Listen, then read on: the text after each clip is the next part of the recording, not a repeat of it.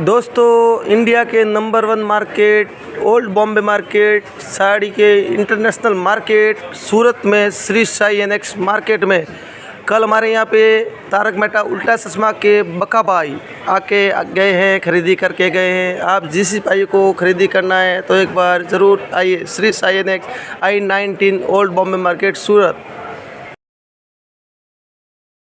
ભાઈ આવ્યો તો હાદામાં થઈ ગયો વરરાજો।